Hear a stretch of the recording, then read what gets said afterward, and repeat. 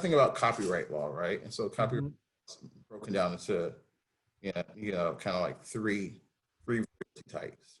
So you have the mechanical, which means that anytime that the work is reproduced, you get paid a royalty off of that, right? Okay. You have the performance royalty, right? So anytime that there's a public performance of the work, right?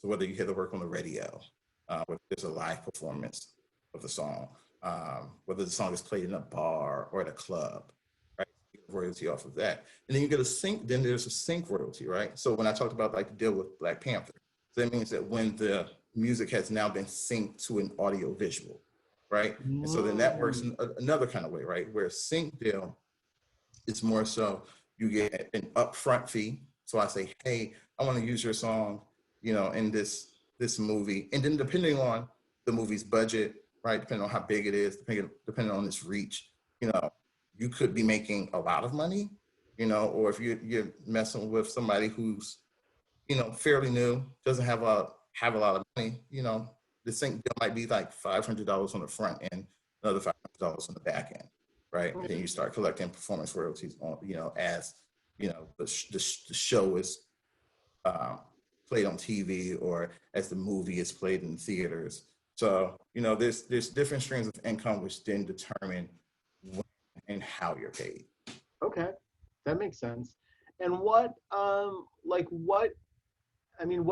does, what kind of income does the songwriter make? And I know that it varies dramatically, right? But, Yeah. I guess the question is, and I don't know, that's why I'm asking you, like, how many quote unquote professional songwriters are out there? Like, this is what I do for a living and I support myself and or family with it. So I'll give you one example. The client we work with, he's huge. To this date, $2 million. One. Wow. And that's just for the songwriter, right? And that's just the cut. $2 million. So you can make a living. You can make a living. I mean, we have another client where sounds like you have a job in sales here. I mean, listen, we have another client where he brings in,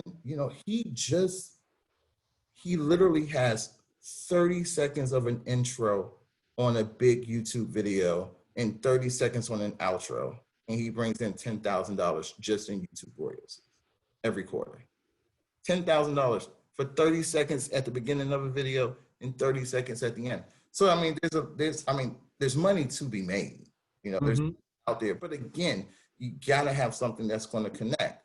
Or in the YouTube, clients kind of realm, he's now attached himself to such a big brand that every time it's getting views and ads are being placed on it, he's making a crap ton of money, so.